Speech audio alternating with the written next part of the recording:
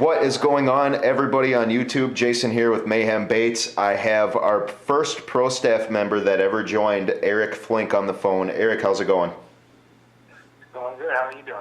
Not too bad. Just let me see if I could get the volume up here on this brand new phone. I hate figuring these things out. I wish they would just come pre-programmed. Yeah. So, for those of you who don't know, Eric is in South Portland up in Maine. How's it going up there? It's starting to get warm finally, thinking fishing. Yeah, it's just now starting to get warm. Yeah, it's about 65 today, so Yeah, we're it's getting there. 85 here right now. Oh, must be nice. And that's actually a cool day for what it's supposed to be. It should be in the 90s right now. Wow. Yeah. Yeah, the bass are just starting to finish up the spawn here. So pretty soon we'll be throwing some frogs and getting the Havoc Frog out on the water. Oh, I can't wait to put the frog out on the water up here. So tell everybody on Facebook and YouTube here real quick just a little bit about yourself. I'm a Maine native. I love fishing, mostly bass fishing, but in the spring and fall I do a lot of trout and salmon fishing. Frog is my go-to. I love the frog. I love the grass and top waters, and that's about it. Yeah, I definitely envy you a little bit because trout have always been one of the things that I reach out to try to catch the most, but I don't really catch good, decent trout. You know, back home in Iowa, pretty much all we had were stocked areas, so you could get trout that were maybe 10, 12 inches tops, you know, and I saw one of your pictures. I think we actually used it for your pro staff picture. You were holding a pretty nice trout there. Yeah, that was a rainbow. Yeah, and the salmon thing too. I'm definitely envious of that. You know I tease you guys a lot about the warm weather and stuff down here and being able to fish every day, but I'm definitely envy that you guys have some of the fish that you do. No, yeah, I'm actually going to go try and catch some salmon on Saturday and see if the crush maggot will do any work with them. Yeah, you know that'd be pretty cool to see if it does. That's definitely one thing that I don't think anybody's tried for on it yet. I'm actually going to be taking them out here. I made a batch of blue ones. I'm going to be taking them out because for some reason down here in Arizona, it seems like the blue ones are the only ones that will catch bass. I've thrown every other color that we have at bass, and the blue ones are the only one that works. So I'm going to be trying that out. Now, you haven't been able to use the crush maggot or anything yet, right? I used the crush maggot a little bit during the fall for the trout. Okay. I believe I caught a couple trout on it. Cool. Couple brook trout. What do you think is your best way that you're going to be rigging that up? The best way that I'm going to be rigging it up is like a drop shot. Okay. And I'll basically just be bouncing it on the bottom, reeling it in, bouncing it on the bottom, reeling it in, you know. Okay. Yeah, no, see, it's nice because, you know, we asked Sam what he likes to do. We have a few guys down here that do different things, so we just like to kind of get it out there to everybody that the crush maggot and especially the new static grub, I think it's going to be the same way. You can rig them up a million different ways, you know, and we were talking about the versatility of it. You know, I intended the crush maggot to be a panfish lure. Guys started catching bass on it. Even the Havoc Frog, I have a guy in Louisiana that's catching redfish in the flats on it, you know. Wow. Yeah, and it's just totally unexpected, 100%. Yeah, that's crazy. Now, one of the other things I wanted to talk to you about, you know, we talked a little bit about your fishing experience. What is one of the biggest goals that you have fishing-wise? One of my biggest goals, I just want to get out on the water a lot more this year. I want to step it up, take it to the next level, start taking it to competitions, tournaments. Mm-hmm. I got a buddy, you know, he's pretty heavily sponsored. He got a lot of sponsors over the winter, and we're just going to go for gold this year, I think. Right. Yeah, definitely doing that thing over the wintertime is a good habit to do, since you can't get out too much. Right. So, you mentioned that you like to bass fish and you like to do trout and everything like that. You said that the frog is your number one go-to bait. What would be your perfect fishing day if you could have it right now today? Perfect fishing day? Yeah, as far as where you go, what you use. I like the dog days, when it's really hot out. Mm-hmm. The bass are jumping. They're hitting the top waters real hard. Right. You throw the frog into the grass, and it's just a big reaction. They react and they come right out of the water to grab it. Right. Now, have you put the Havoc Frog in the water at all yet? I have not yet. The first time I received one, there was snow on the ground. Oh. Well, see, the frog is perfect for those grassy type areas, especially lily pads and reeds and stuff, because now we mentioned when we released it that it's kind of a hybrid. You can either use it top water, or you can steadily reel it in and it'll swim about a foot under surface, kind of like a crankbait. And Sam up in Iowa, he uses it almost as a crawfish trailer. Wow. The nice thing about the frog is it's got a keel right under the nose, so it'll just skip right over top of any grass or any weeds or anything like that. It's virtually 100% weedless. Right. I was going over all of my baits today, getting my tackle box all sorted out and my plastics and my box with all you guys' plastics in it, and I was going over the frog. It's definitely a very versatile bait, that's for sure. Yeah. I'm waiting to use it down here until it hits about 100 degrees, because that's when they start smacking the top waters down here. Right, so, yeah. But when it gets like, 70, 80 up here, they'll start smacking them. Yeah.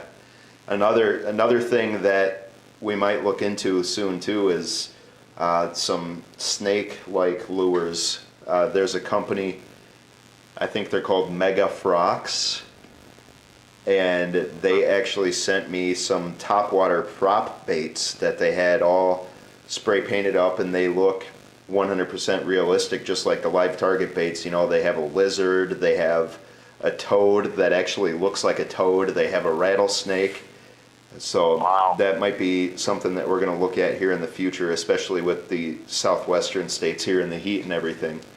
Right. It's something that I definitely noticed the last couple of years, seeing a lot of lizards and snakes in the water when it's super hot. No, yeah, that's definitely for sure. My uncle lives down in Florida, and he tells me about all the lizards and snakes all over the place, so I'd assume they'd be in the water too. Right. Now, is there one place that you would just do anything to go and fish? Lake Okeechobee in Florida. Oh, really? Yep. Okay. That's definitely a nice choice there. Yep, I hear that's a really good spot for bass fishing. My uncle actually fished there a couple times, and I'm pretty envious of him for it. One of the things that I want to do is actually get over to the Louisiana area and fish some of the brackish waters, because you can find saltwater fish and freshwater fish in the same 5 feet space, and that's something that's just truly amazing to me, just thinking about it.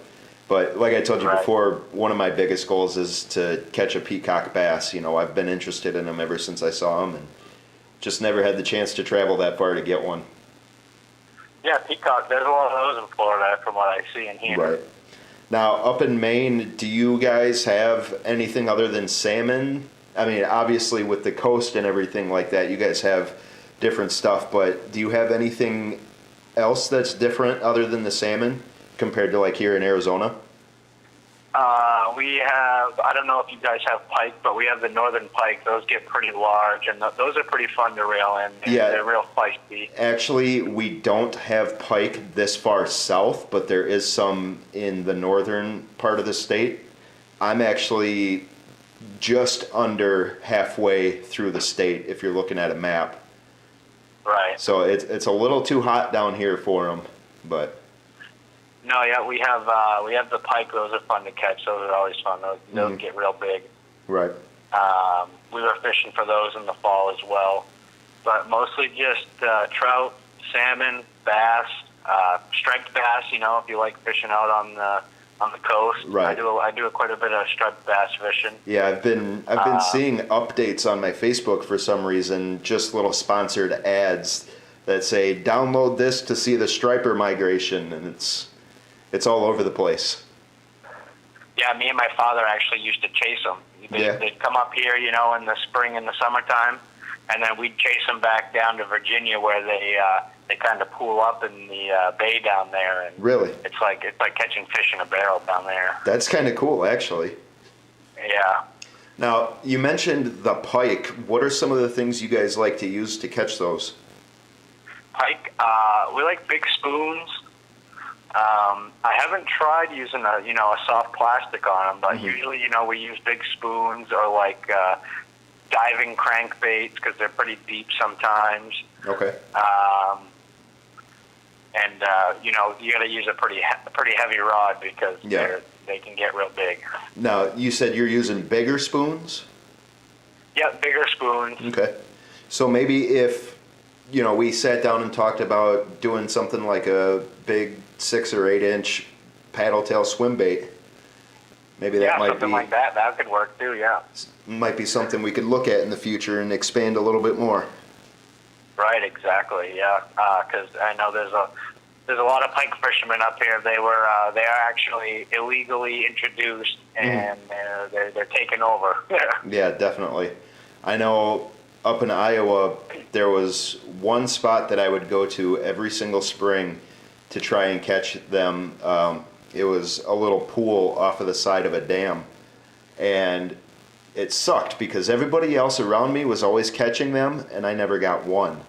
But I was always using the same stuff that everybody else was using. Up there, it's for the pike, it's all 100% live bait, so we would buy suckers from the store that were 4 to 6 inches long and hook the suckers through the lip and throw those out. That was definitely a different experience for me, because when I grew up... Go ahead. A lot of guys up here use live shiners and stuff too for the pike, but my buddy and it's basically my fishing buddy. We do all our fishing together. We just, we don't really like to use the live bait that much. We like the artificial stuff, Right. Yeah, see, like I was saying, when I grew up, it was always night crawlers on the bottom in the Mississippi River or under a bobber in a pond. And I never really branched out from that until I came down here to Arizona for the first time. That's when I actually started getting into lures. And that's when I started the Arizona Desert Fisherman channel, and I was getting sponsored by companies to take their product, put it on a video, use it, talk about it, tell them whether it was good or whether it sucked, And it just kind of spiraled out from there, and then Mayhem Baits was formed one day because I had about 800 pounds worth of soft plastics that I was never going to be able to use in my office. And I'm like, hey, I'll just melt them down and make my own things. So now, that, like I said, that's definitely something that we'll look at here is a nice big swim bait. You said definitely make it heavier so we can throw some salt in there, and hopefully we can figure something out to make it some tougher plastic so they don't get torn up by the pike right away and stuff like that. Exactly. Yeah. Now, you said you're going out salmon fishing when? This weekend? Saturday, I believe. I'm going to try and get out for a couple hours, and I'm gonna try and get some footage. Yeah, absolutely. Definitely do that so we can throw it up on our YouTube channel here.